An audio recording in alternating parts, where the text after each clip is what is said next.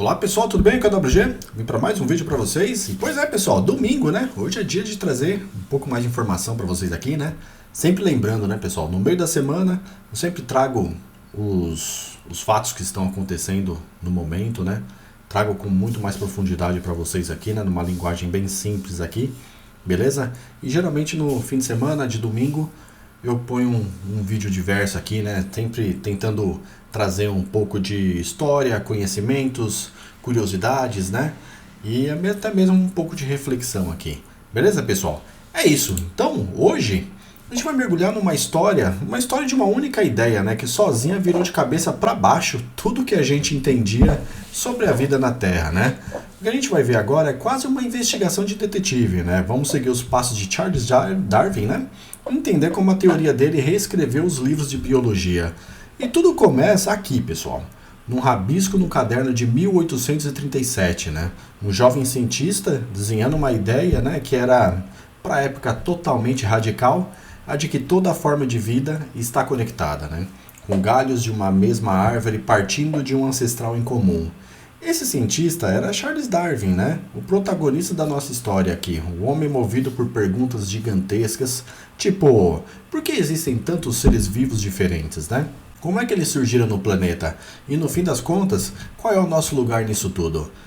Como todo bom detetive, né, o primeiro passo de Darwin foi ir atrás de evidências, né? E essa busca por pistas o levou a uma jornada simplesmente épica ao redor do mundo.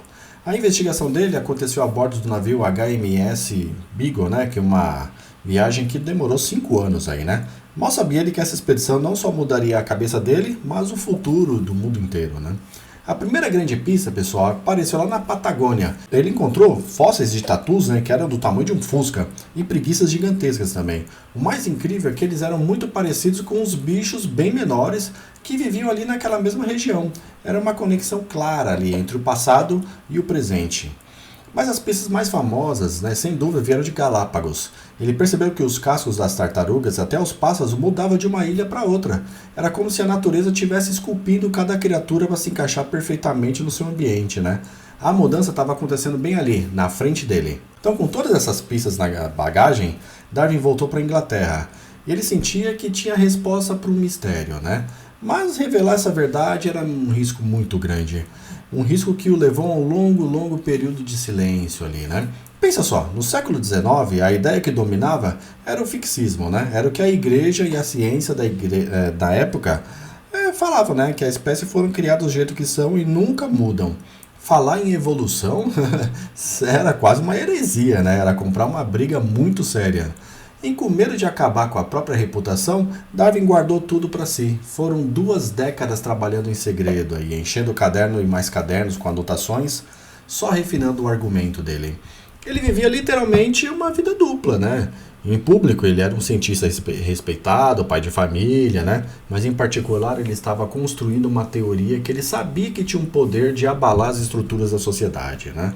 E aqui está a grande sacada dele, o motor da evolução, a seleção natural, né? A ideia no fundo é bem simples, mas é poderosíssima, né? Em qualquer grupo de seres vivos sempre existem pequenas variações. Algumas tartarugas com cascos um pouco mais duros, alguns pássaros com um bico um tiquinho mais forte, né? Na luta pela sobrevivência, essas pequenas vantagens fazem toda a diferença. Os mais bem adaptados sobrevivem, né? Se reproduzem e passam essas características para frente. Geração após geração, a própria natureza vai selecionando os mais aptos, né? Só que o segredo de Darwin não podia durar para sempre, né? Depois de 20 anos de trabalho, quieto, né? Um acontecimento totalmente inesperado forçou a mão dele, né? Chegou a hora de revelar tudo.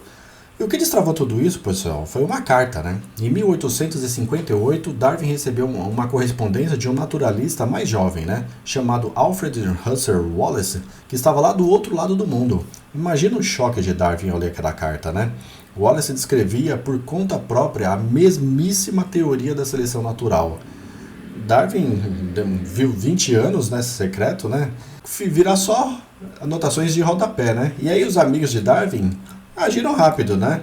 Começaram a juntar nos dois, né? Para mostrar tudo, né? Para que ambos ganhassem os créditos, né? Então, com essa urgência toda, ele correu para terminar o livro dele, né? Uma obra que ficou top, né? O próprio Darwin reconheceu que toda a sua jornada científica tinha levado àquele momento, né? A publicação de A Origem das Espécies. Bom, o que é fascinante é o impacto absurdo que esse único livro teve no mundo, né? Basicamente, a teoria do Darwin se apoia em alguns pilares, né? A ancestralidade comum e a ideia de que todos somos parentes, né, vindo de uma única origem. A modificação ao longo do tempo, ou seja, as espécies não são estáticas, elas mudam. E o motor disso tudo, pessoal, é a seleção natural.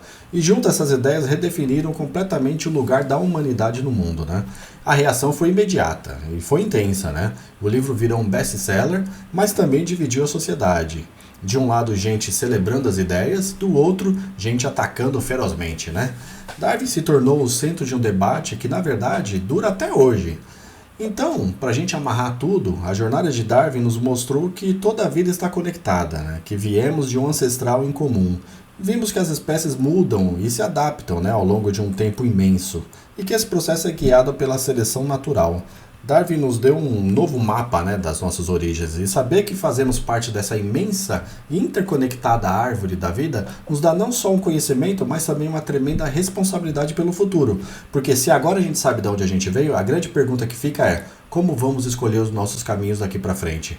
Nos vemos no próximo vídeo, um abraço a todos e tchau, tchau!